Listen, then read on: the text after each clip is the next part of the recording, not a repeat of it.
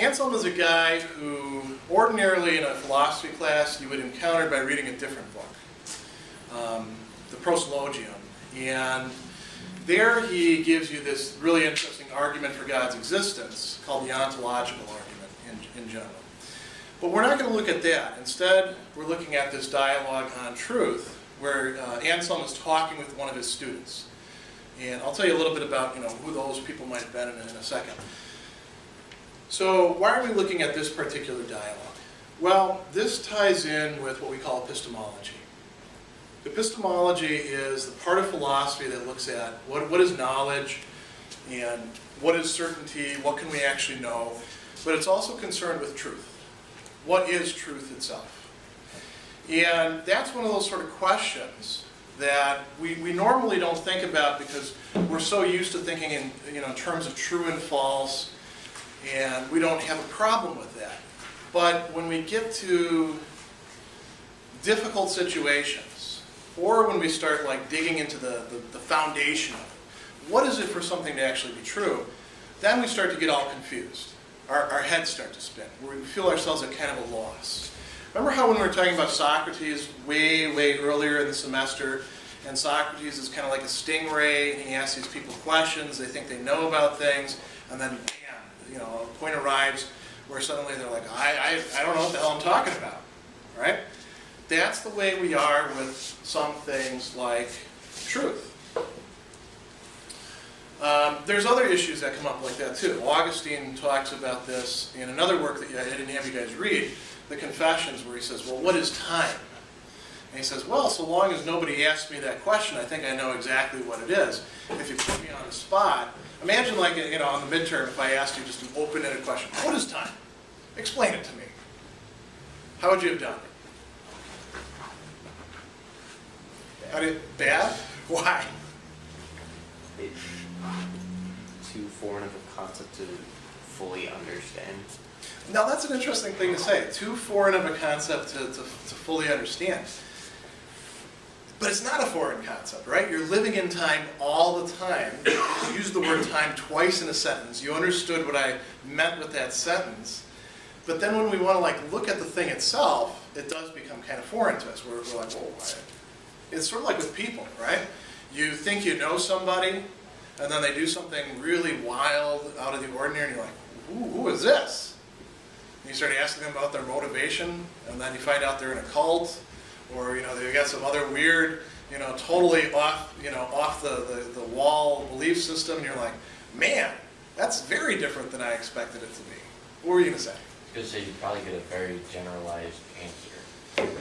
Yeah, you have to have a very generalized answer. Now, think about the question, what is truth?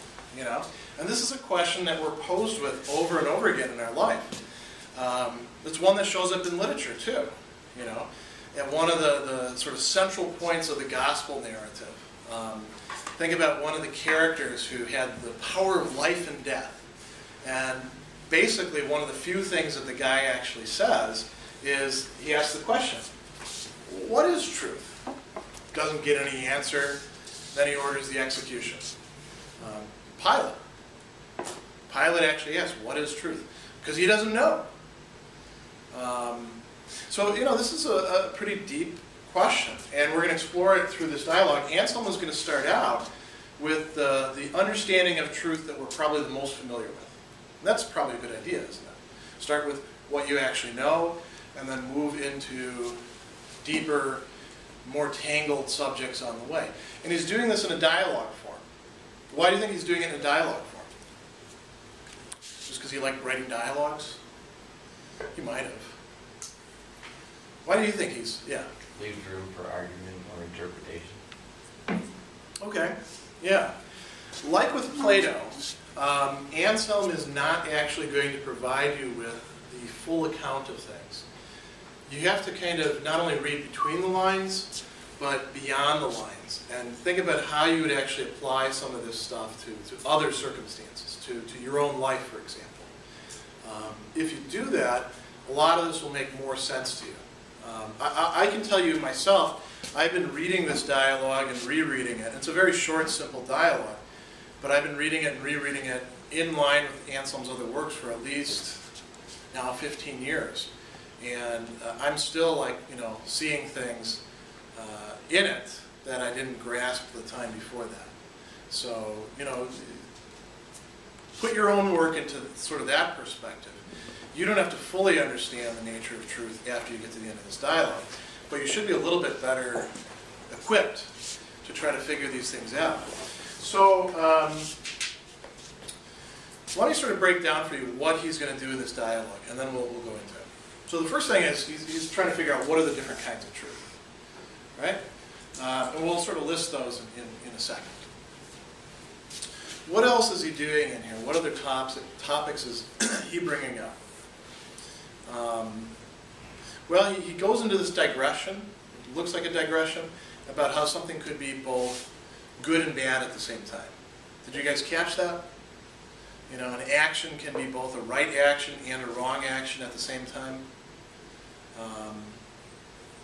That's an important point.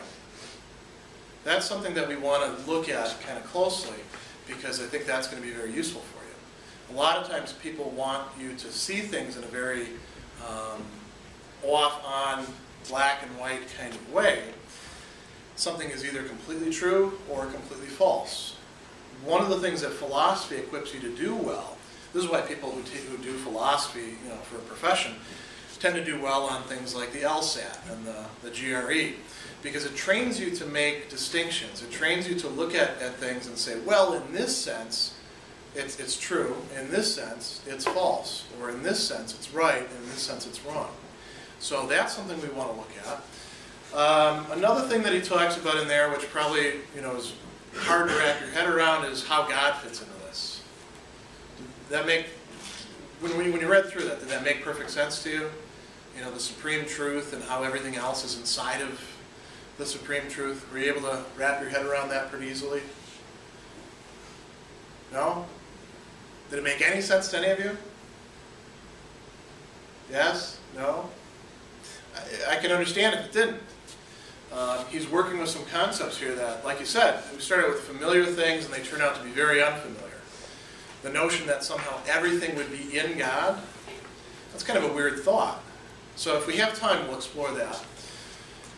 The other thing that he talks about that's particularly interesting is, the type of truth that's in the will that we call justice. What is justice? Same sort of thing, asking what is truth. We think we know what justice is until we start talking about it. Plato wrote a whole book basically devoted to this question, what is justice? And it's about that thick, because it's a complicated issue.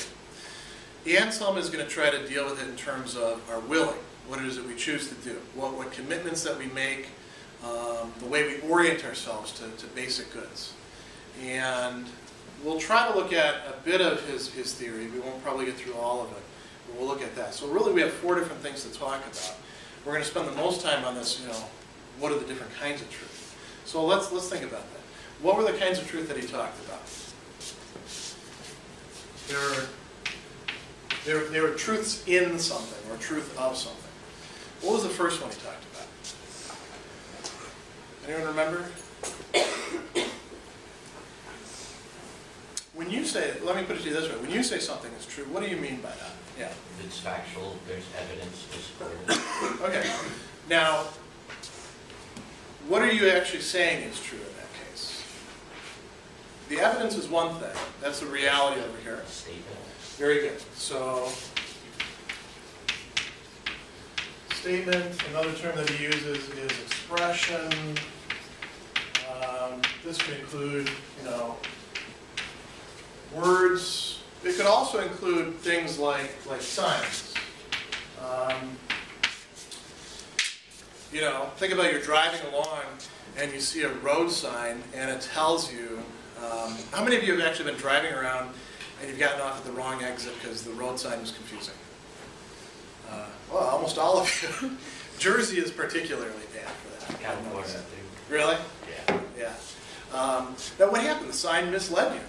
The sign said something about where that exit was going to take you, right? When actually that exit was going to take you, say, in the opposite direction, or not even on the same highway. You get into some of these these complicated interchanges, and you get off on the wrong highway. Or, you know, you're like in a big city, and you think that you're actually getting onto another interstate, and suddenly you're like right in the middle of, you know, some part of the city. You got no idea where you are. Your GPS generally stops working at that point, and you're like, what am I going to do? That's because signs misled you. Those signs were actually, according to Anselm, false. You know, we have verbal expressions, we have written expressions, we have signs. We could use sign language. We do this sometimes. You know, the one that I thought about when we're making gestures would be like, you know, when we're doing sort of military type things. There's certain hand signals that people would use for saying that, you know, there's something 5 yards over there, right? That could be true or that could be false, couldn't it? Depending on whether something really is 5 yards over there or not. Or it could be that person's interpretation of 5 yards.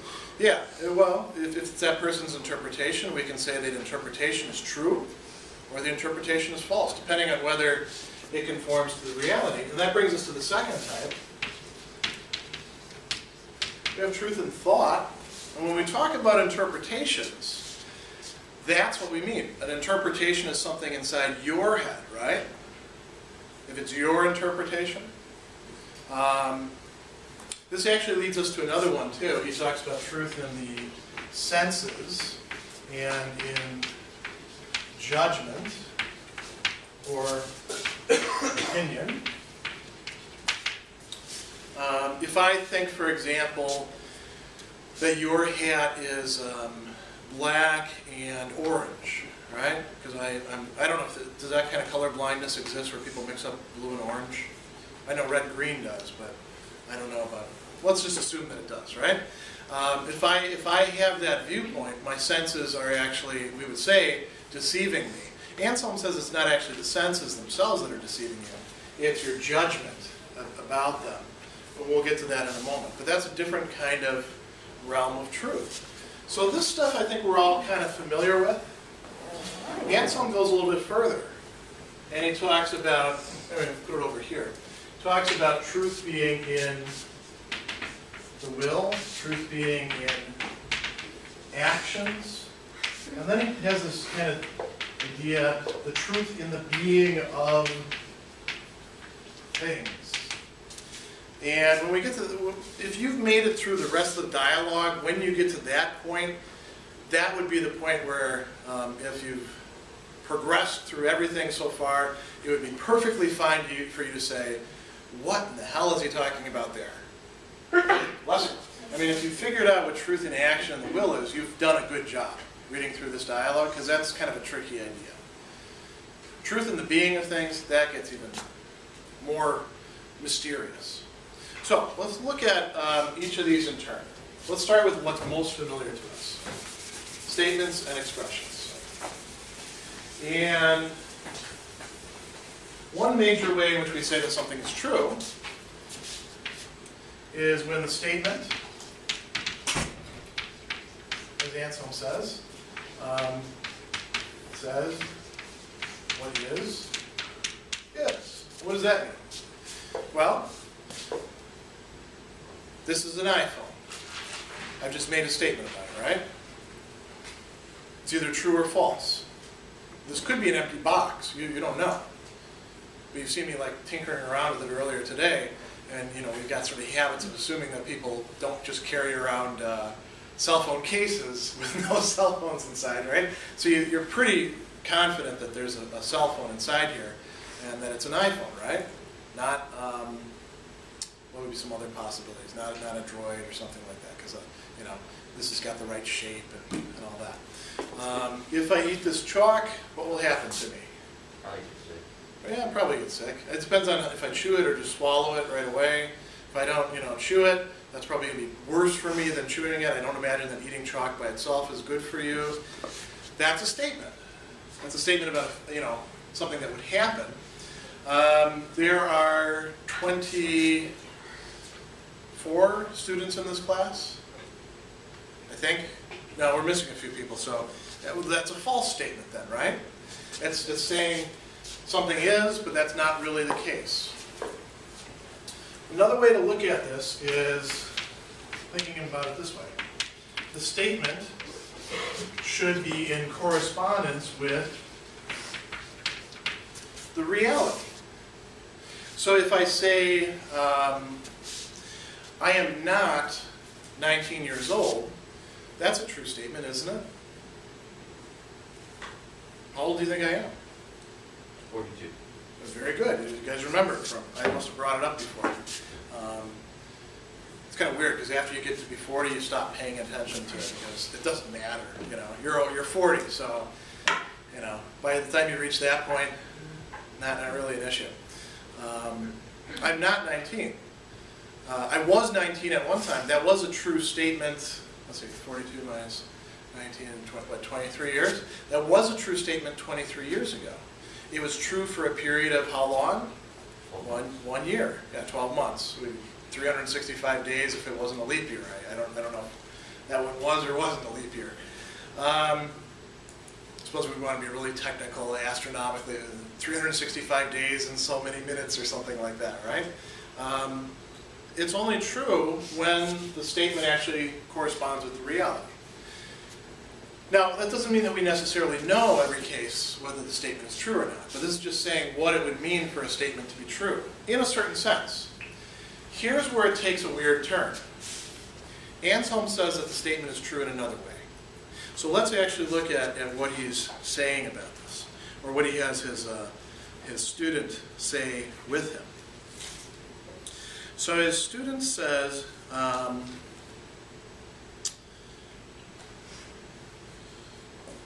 we go. This is in chapter 2.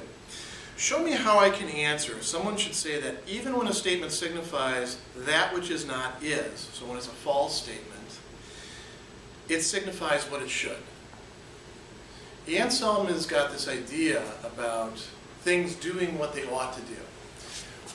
When a statement actually corresponds to a reality, and you're saying it, that statement is doing what it's designed to do, right? So chalk is on the desk. Those words are designed to signify that chalk. The sign that told you turn off at this exit here, it's telling you to do something. It was designed for a certain purpose, right? How do you know what these things are designed to do? Well, you got to know the language or the system of communication that you're working with. So if I were to say, ferme ta bouche, how many of you know what that means? What does it mean? Literally, what does it figuratively mean? Be quiet. Yeah, shut up. And that's what I heard a lot when I was a kid from my uncles and my mom, because everybody spoke French. They usually thought we kids didn't know what they were saying, unless they wanted to tell us to do something, and then they'd do that. Now, if you don't know that language, it's just sort of meaningless words, right? And we could say the same thing about other things. If I say, ni hao, what does that mean? Anyone know?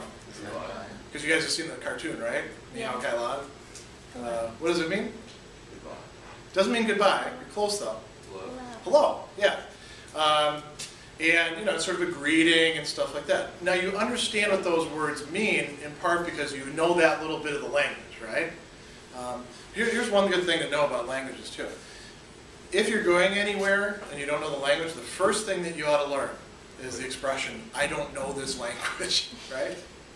Or I only know a little bit of this language, so that people will actually not try to communicate with you in that language. Because you won't be able to tell whether statements are actually conforming to reality because you have no idea what's actually being said.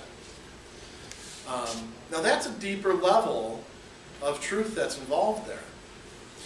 Anselm says, or he has his student saying, show me how I can answer if someone should say, even when a statement signifies that which is not is, it signifies what it should. The statement is signifying the way it ought to.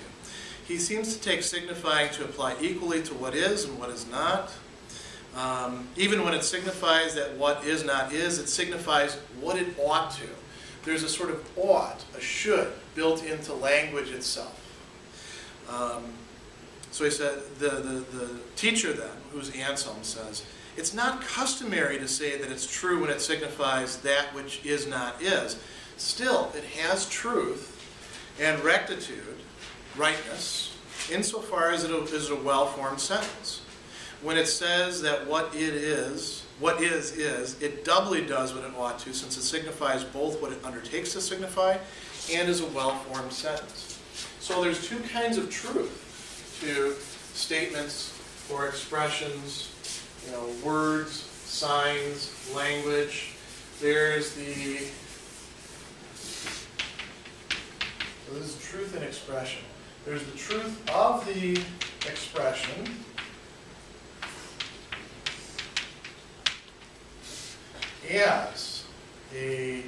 as communication, let's call it. And normally, you know what we would call this? The meaning. Something has a particular meaning. A sentence has a meaning. And you can understand what that sentence means, whether it applies to anything real or not. Well, let me give you an example of one that doesn't apply to anything real. What are some of the toys that you guys used to play with that corresponded to cartoons when you were little? We use one of those examples. Transformers. Okay, Transformers. So, that one I don't know quite so well, but there's an Optimus Prime guy, right? And then there's Megatron, and these are the big bad guys. In a fair fight, Optimus Prime could take Megatron. Imaginary objects, right?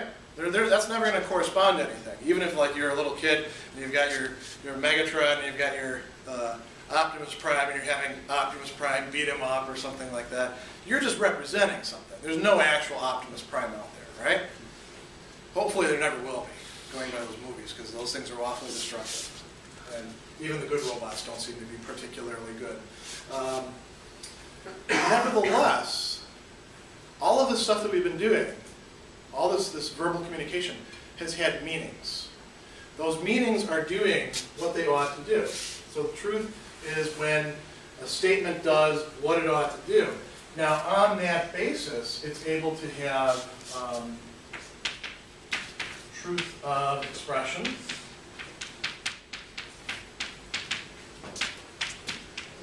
used to actually signify something,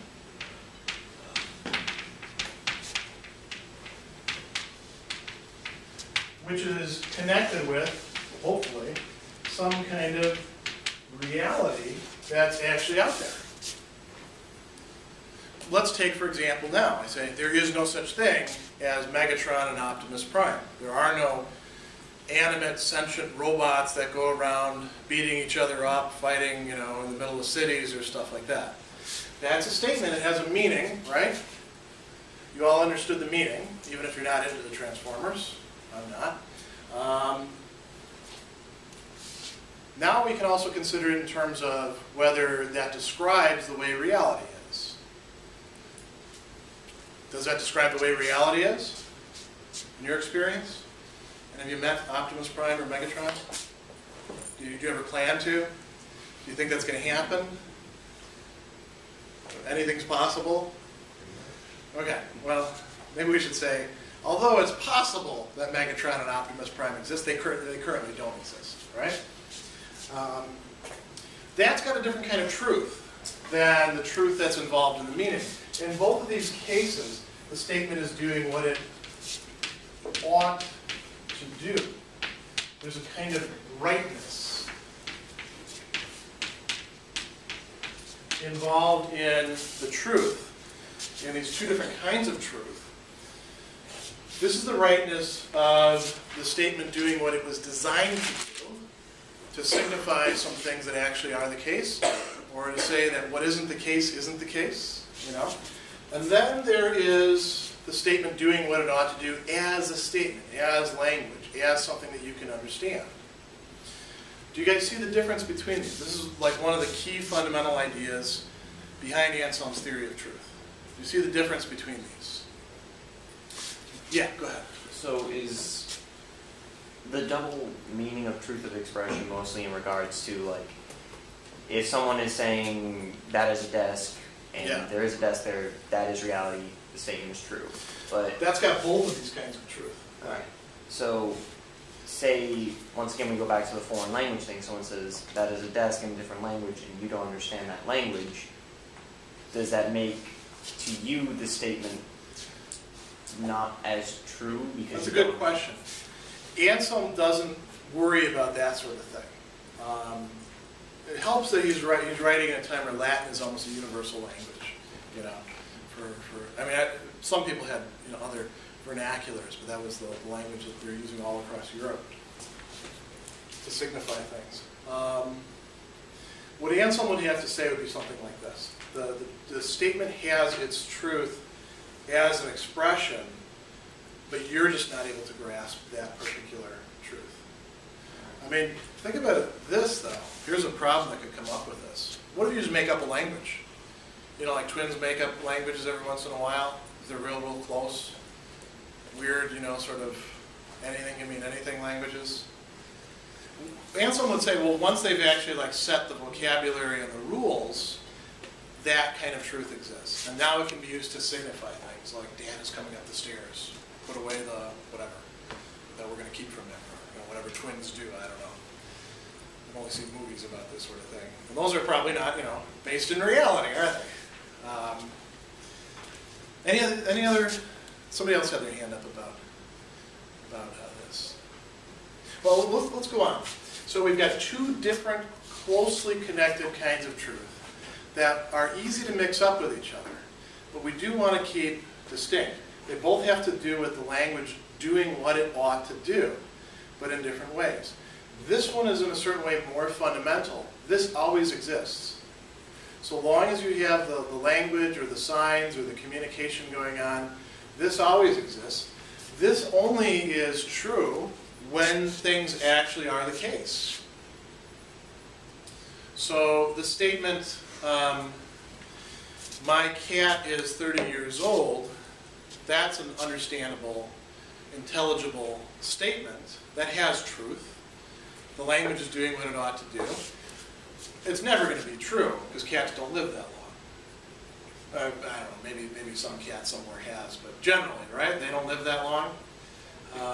I never had a cat that lived 30 years. So that's a false expression. What would make it true would be if there actually was a cat that was my cat that lived that long. Once we've got this in place, now you can go through the rest of the dialogue and make sense of all these other kinds of truth that he's talking about. So let's think about thought now. Now we're not looking at expression. We're looking at thought. What do we use thought to do? Determine something. Yeah, Anselm is a little loosey-goosey when it comes to this. He probably should have been a little bit more clear in saying, well, there's thought like reasoning things out and, figuring things out what we ought to do and making, good cases for things. And then there's thought just thinking about it. I thought, before I got in the room, I thought, I wonder how many students are going to be here. Break just finished. Are all, it's an 8 o'clock class. Are all of these guys going to be here? And I thought, well, they're going to want to get their midterms back, so yeah, they're probably going to all make sure to be here. Sure enough, look, you guys are all here, right? Except for 2 students. I don't know whether they're unaccounted for. And I'm surprised because they're good students. I'm thinking about things, right? My thought can match reality or it cannot match reality. If I'm insane, I can imagine myself to be somebody who I'm not. I could imagine myself to be Optimus Prime, right? Walk around, start making robot noises, and start picking fights with people that I think are Megatron. I'd be crazy, and why would I be crazy? Because my thought doesn't match reality. Now, within the crazy world, within the crazy world, there is still a truth of the thought, in that it's kind of a coherent thought. The trouble is that it doesn't map onto reality, right? Yeah. Right, but wouldn't it be your reality instead of society's reality? Well, that's the thing about reality. You only get one of them, according to Anselm. It's what's actually out there, and we can have our views of reality, but my view of reality would then be false, right? Because it doesn't conform to the way things actually are.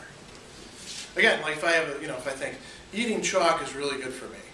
Like when I was a kid, one of the gross things that some of the other kids would do, we were in this little tiny schoolhouse, and we'd have to eat at our desks. There were only 4 rooms in the schoolhouse, and they'd bring in the food from the high school down the road. And I don't know who got this started, but when we'd have hamburgers or like pizza burgers or things like that, anything they had a bun with, we'd have little ketchup packets and stuff like that. Some of the kids would reach into their desk and they'd get out a bottle of Elmer's and they'd put that on their hamburger. And they would say, "Oh yeah, this is really, really good. It tastes so good," and all that. And when we get into taste, that's very subjective. That's hard to pin down. Is it good for you to eat Elmer's glue? Long term, no. Yeah, I don't think it's good for you. I don't think it's a healthy choice, right? And the teacher would like try to put squash this, but it's tough to do. Kids are squirrely, and there were like 25 of us in the classroom. Each one of us had our own desk, and some kid would do it real quick. Now the teacher could say to the kid, "Hey, what's wrong with you?" And the kid could say, "I think this is really good for me. This is like my health food regimen." Well, that kid would have a thought which doesn't actually conform to reality. It doesn't matter that the kid thinks that he's right. That's part of why it's a false thought, because the kid's got it wrong. Do you guys see the difference here between these kind of things? So truth in thought is a lot like truth in signification. When it comes to the senses, it's a little bit more complicated. And this is where it gets, well, I shouldn't erase reality, because we're going to need it again. What do our senses do? Guide us. What's that? Guide us. They guide us in a way. What do our senses actually deliver to us? This is something that the medievals already knew. What is your eyeball delivering to you right now? Okay, information. So reality, senses, there's sort of a back and forth kind of thing. There's a process of getting information. And oftentimes we call this sense data or perceptual data. What do your eyes actually give to you before your brain puts it together? Light. Light, patterns of light, actually electrical impulses. Anselm doesn't know that because he doesn't know that much about the workings of the brain or anything like that, but he thinks that there's like data that's coming, it's light basically, coming through the eyes. Sound, we're hearing things. Again, he didn't know it was sound waves, but you could make his theory fit this. Smell, taste, we have certain receptors that are taking things in, touch, Now, can your senses be deceived? Your senses are deceived every single day because every single one of you looks at a phone or a computer or at a TV screen, and when you do that, you are deliberately allowing your senses to be deceived so that you can get some information. Like if you, have something come up on here that looks like a scroll, it's not a scroll, right? It's not made of paper. Why do people like the Kindle? Because it looks kind of a little bit more like reading paper. That's deceiving you. All those, people doing things on TV, not only are they usually doing things that aren't true, even the reality shows are pretty scripted, right? But those people aren't there in that box. And we all know this, right? We're used to processes of deceiving our senses. And the medievals even knew about this. They had plays, they had paintings, they knew that a painting is not the actual thing. He's got this example about a kid who sees a sculpture of a dragon and then freaks out. Why does the kid freak out? Because these are just the external senses. And then there's the inner sense. Remember, we encountered this with Augustine. And the inner sense takes in what the external senses are giving it, and it processes that information, and it puts it together in objects. And then the inner sense does the guiding that you were talking about. The inner sense says, hey, watch out, there's a dragon. But there's no dragon, there's just a stone statue, right? Or the inner sense is what tells you, hey, when you put that stick in the water, the stick actually bends. You guys have all done that trick, right? Does a stick actually bend? No. No. And you know why? Your external senses, they're not actually lying to you.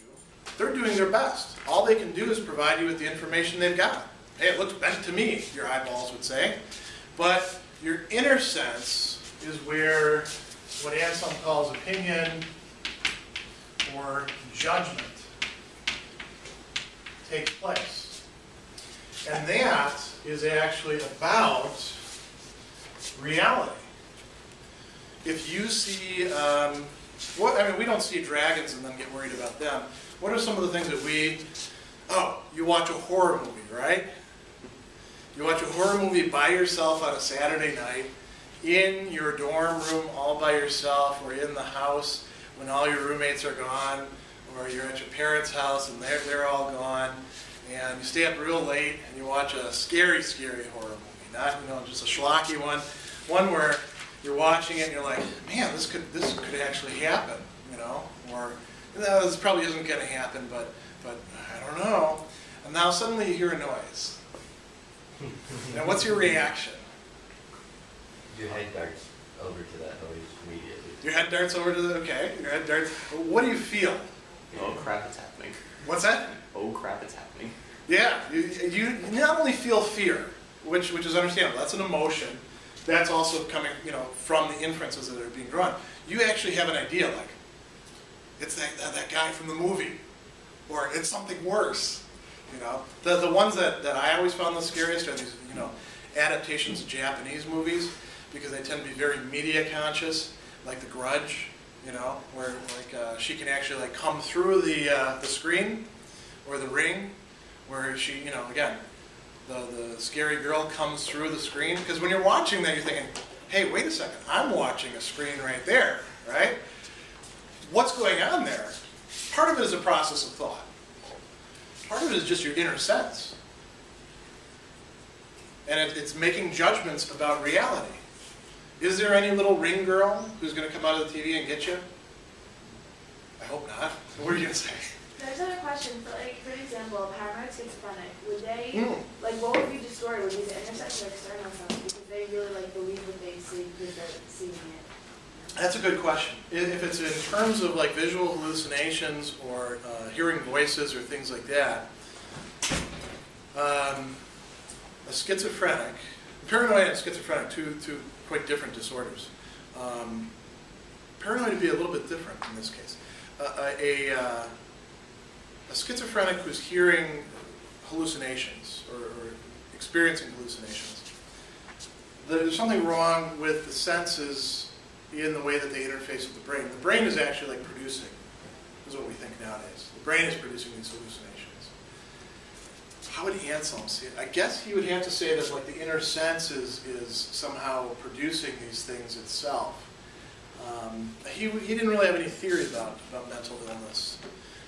Now, a paranoid person, what's wrong with the paranoid person is that they think everybody is persecuting them. And that would be a matter of thought, I think, not so much a matter of inner sense. That's actually having thoughts about things like, that guy over there, he's looking at me funny. He doesn't like me. I better watch out for him. There's a whole train of thought that's going on. And those thoughts are coherent. This is part of the problem for paranoiacs. They're totally coherent, but they don't correspond to reality. You don't dislike me, right? You're not looking at me funny. There we go, see? Even if you didn't like me one day, looking at me funny doesn't mean you're going to try to kill me and shove me in a closet or something like that, right? There we go. So that would be a problem with untrue thoughts. But yeah, this is a good question. Anselm doesn't sketch these things out as well as he could. Let's go on, since we're getting a little bit short on time, let's go on to talk about will and action. So, it's kind of easy to figure out what it means for things to be true, having to do with this ought to do or ought to be in a certain way, or rightness, when it comes to statements or thoughts or things like that. The will is about choices and commitments. It's the faculty that makes you, along with reason, distinctively human. You have a free will. You can choose to do things that are right, you can choose to do things that are wrong, right? We've all experienced that. Anselm would say that as the will is making these kinds of decisions, the will is choosing, in many cases, rightly, the right thing, doing what it ought to do, and in other cases it's willing wrong. Willing the wrong thing.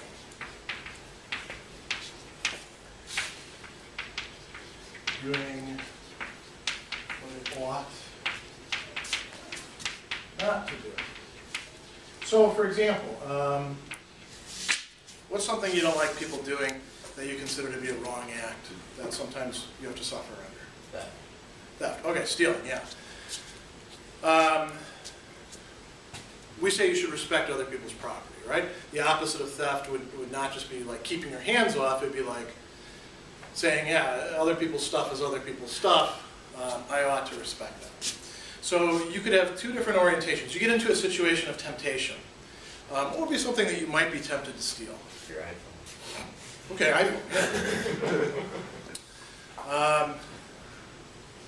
I suppose. I mean, that seems like kind of a big hassle to me because there's a lot of work that has to be done to like make an iPhone do things for you. Other than, I mean, you could just remove the SIM card, I guess, put a new SIM card in. But I think there's a little bit more to it than that.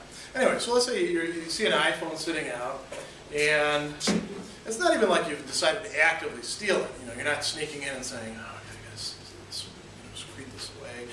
It's just sitting out there. Somebody left it in a bathroom. Right? And it's late at night. Nobody's around. You haven't seen anybody coming or going for hours.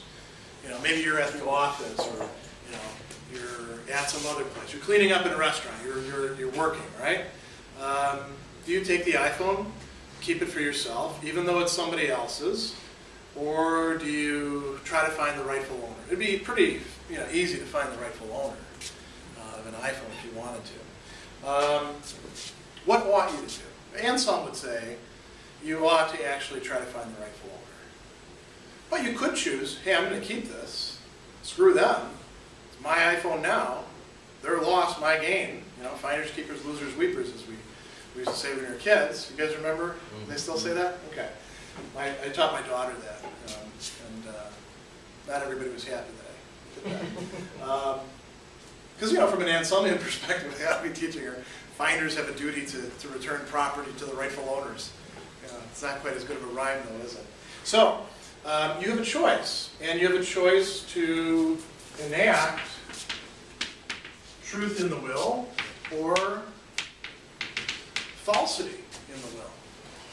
When you choose the wrong thing, you're in a certain sense choosing to be untrue, choosing to make falsity exist in yourself. Anselm would say you can talk about a false will. Not false in the sense that it's not actually intending what it intends, or choosing what it chooses, or committing to what it commits to, but it's choosing the wrong thing. Does this sort of way of talking about things, does this resonate with you? Does this make sense to you at all? Yeah. I just have one quick question. What about like gray area scenarios? Sure. Many times when we're talking about gray areas, we've got to be really careful about this. Many gray areas aren't really gray areas. They're just complex black and white areas where it gets a bit murkier. We'll explore one of those in a moment with the question about can something be good and bad at the same time, or right and wrong at the same time. If it really is a total gray area, then it's indifferent. Then it could go either way. If it doesn't matter in the long run or in terms of anything else, whether you choose to buy this birthday card or that birthday card for the person whose birthday you're trying to celebrate, that you are willing, to choose one or the other, but it's not a moral choice. It's not one that would have truth or falsity in that sense. Yeah. Well, I was going to kind of rock off of his with the iPhone. Yeah. If you took it but then turned it into, say, lost and found. Well, the act of taking possession would be wrong, but turning it into lost and found would be right. No, Anselm would say that taking possession by itself is not wrong. It's what you're taking in possession in order to do. If you're taking it into possession in order to keep it for yourself for all time, that's wrong. Taking it into possession just to hand it into lost and found would be a good act. But you take somebody else's property and giving it away. Right, and so it's not the taking somebody else's property that by itself is the wrong thing. The motive comes into it for somebody like Anselm. So the right thing could be to give it to lost and found. Now you're giving somebody's property away that's not yours to give. But then it would be intentional. Well, yeah. The thing is, you got to properly describe the action for Anselm. You're not giving away somebody else's property. That's not the best way to describe it. What you're doing is you're turning it into lost and found. That's the best description for it, because lost and found is where we send things that are supposed to eventually find their way back to the rightful owner. If there's a problem, if the rightful owner knows to go and look for lost and found and that sort of thing. But you want to be really careful about redescribing things in such ways that sort of make them suddenly go from good to bad or vice versa. Anselm would say it's really important to find the best description for an action. You know. What were you going to say? Oh no, I just said like if you took it with the intention of giving it to lost and found or trying to find the owner. Yeah, you know, the intention is part of what the will is too. Your will is what you intend with. You don't just will the action itself. You will the motive by which you're doing the action. And you could have a disconnect between the action itself and what you're intending. Yeah. What if instead of turning the phone into, say, lost or found, you take the phone and decide that you can't find the owner, so you give it to like charity or something like that? So yeah, that could be good too. You know, when we get into these sort of things, it would be more complicated than just one single option that's being made, right? So in this regard, the falsity or the wrong truth of will is mostly what is harmful to others but beneficial to one? That's a good question. Anselm is going to, let me put that off. He's going to frame this in terms of justice a little bit later. Let's go through truth of action really quickly. Action also, just like will, has an ought to or a rightness to it. And if it's action that's good or right, it's thereby true. If it's wrong or bad, then it's false. And so here's where we get to the question they're asking. How do we evaluate whether an action really is good or bad, or true or false? But hang on, this is rhetorical. We're going to talk about how Anselm evaluates it. You can, with some things, look at it in terms of benefit. Is it beneficial to you? Is it beneficial to other people? Is it harmful to other people? Is it harmful to you? For human beings, we go beyond that. But let's start at a really basic level. When things do what they ought to do. Here's an action, for example. And this eraser is going to do what it ought to do, I hope.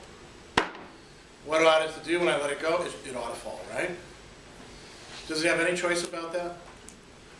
I hope not, because we don't think that has a will, any sort of faculty of choice.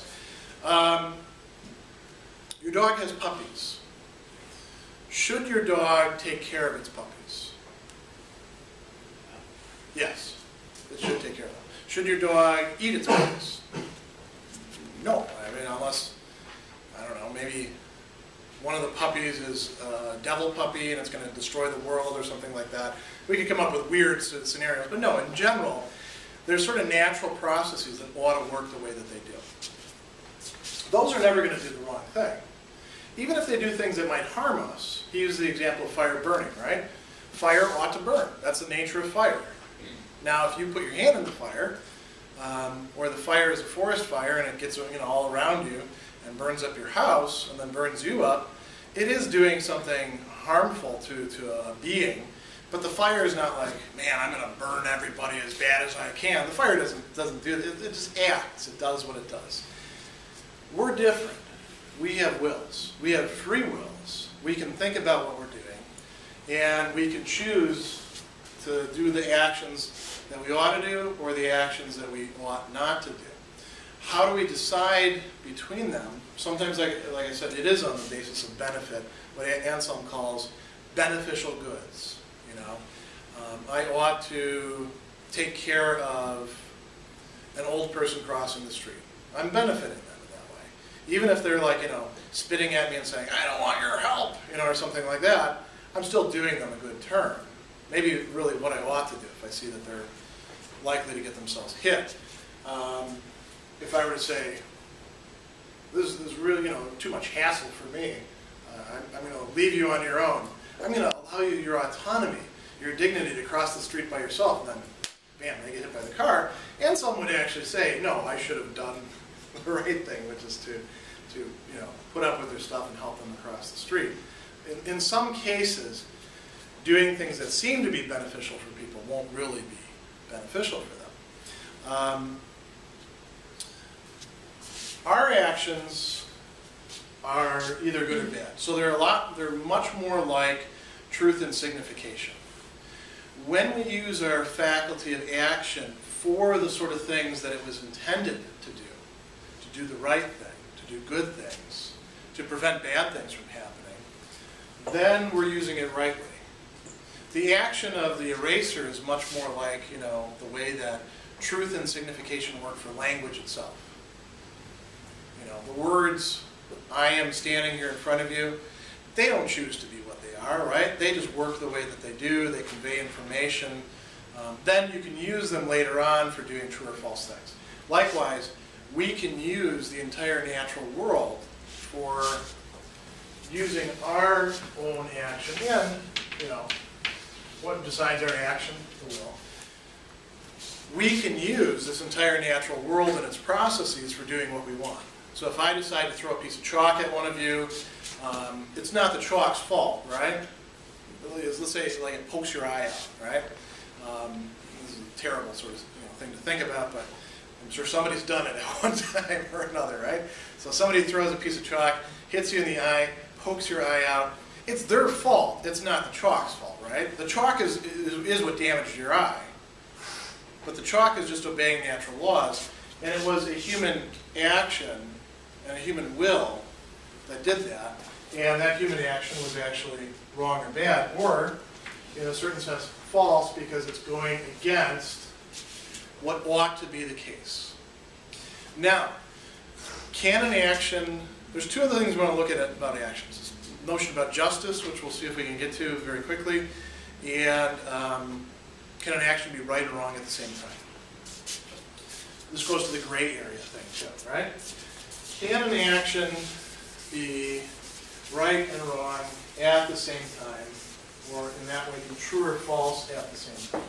Anselm says yes. If you think about any action, you have a couple different things going on. You have a person who is acting, call them the actor or the agent. And then this is a technical term. We call the other person the patient, the person who is experiencing the action. And then there can be the means of the action. So, you know, the example, I throw a piece of chalk at you, and it pokes you in the eye and damages your eye. Chalk is the means, I'm the actor, you're the patient, right? That's a wrong action. Do any of you deserve to have your eye poked out by a piece of chalk? Probably not. Yeah, any of you feel that you ever did deserve to have your eye poked out? No? Good. So you would be the wrong person to do that to. Is there anybody who maybe does deserve to get their eye poked out with a piece of chalk? Maybe there could be somebody, like a person who goes around, you know, poking other people's eyes out with a piece of chalk and has done that to, say, 50 people. Maybe they do deserve that. They would be the right patient, right? Even if you had that person in front of you, are you the person who ought to be poking their eye out with a piece of chalk? Probably not. If we were going to say that there was any person who ought to be doing that, who would it be? Maybe, I don't know, a judge who's administering a, kind of penalty of you suffer what you imposed on other people. The penalty fits the crime kind of thing. Anselm has a situation like that very much in mind. He talks about beatings, right? In a beating, there's a person doing the beating, there's a person suffering the beating. Are there cases where a person ought to be beaten? Anselm thought there was, and maybe you disagree with this, but Anselm thought that certain kinds of punishment could involve beatings. I actually have a paper that I wrote a long time ago, which was originally entitled, "When Ought Students Be Beaten?" And Anselm's answer is very, very infrequently, compared to all of his contemporaries. But he did think that there was some legitimate use of corporal punishment. Who would be the person authorized to do that? The person who actually has that as their job, their role. He would probably, in today, say the judge, the justice system. That's the person who's entitled to do that. Not vigilantes going around and fighting crime on their own or something like that. That would be the right person to do it, and they would be doing it to the right person. That action would be right across the board. Some people do deserve to be beaten. Let's just say that you grant that, right? Because Anselm would. Who do you think deserves a good beating? Criminals. Okay. Any criminal, think about somebody who did really awful things that you would like to give a beating to. Anybody come to mind? Yeah. Liars. The rest of you go along with that? Anybody who lies, give them a good thrashing? Yeah? Okay, let's say we go with that. Liars? What? Go ahead. What if it's a white lie, though? Yeah, that's where we get it. What I had in mind was picking somebody he's dead now, but John Gotti. Yeah, John Gotti deserved a beating. Or Jeffrey Dahmer. He deserved a good beating for the sort of things that he did. Let's say, if we go along with this idea that corporal punishment is deserved. Anyway, think about somebody who you feel actually does deserve a beating, if you have anybody in mind. Now, are you the right person to do that? Let's say you come up to them on the street, and it's just you. Or actually, the cops have caught them. They bring them into the room, and you actually say, I just want 5 minutes alone with them. Like in Law and Order, they do sometimes, right? And they say, okay, yeah, that sounds good. So you go in, and you say, remember me? Pop. And you hit them. Well, that's against the law, right? But let's say now the cops are looking the other way, and nobody's going to punish you for it. That person really does deserve a beating, but you're not the right person to give that beating.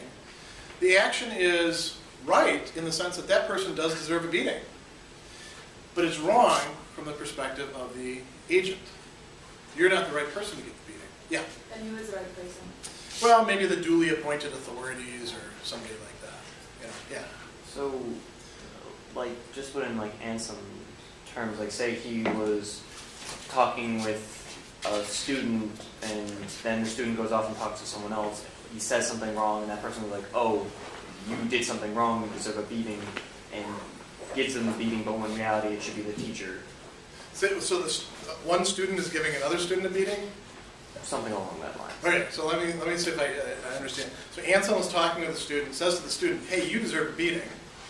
That student goes over and tells another student that, and the other student says, "Fine, here you go. Here's your beating." Yeah, that would be a situation like this. The last thing I want to say has to do with justice itself. So Anselm is going to define justice as rightness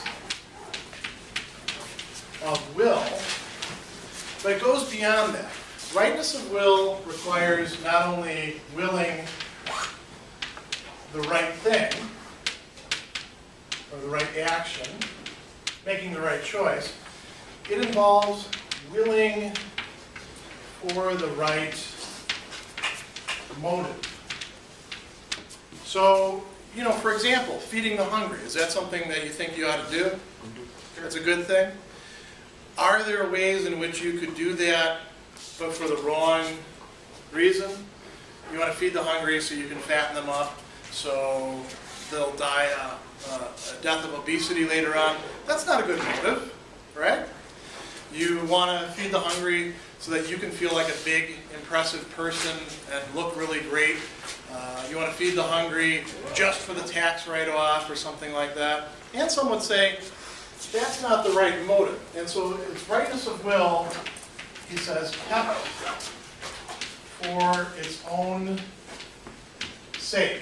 Ultimately, what it means to be a just person, what it means to be a good person, is not just that you do the right thing, but that you do it for the right reason. And then when it comes down to the tempting situations, the tough situations, you actually say, hey, I want to keep on being a good person, and in order for me to keep rightness of will, I have to make the right choice. It's putting things into this kind of perspective, and some things that makes a person actually just, that you know, represents that goodwill.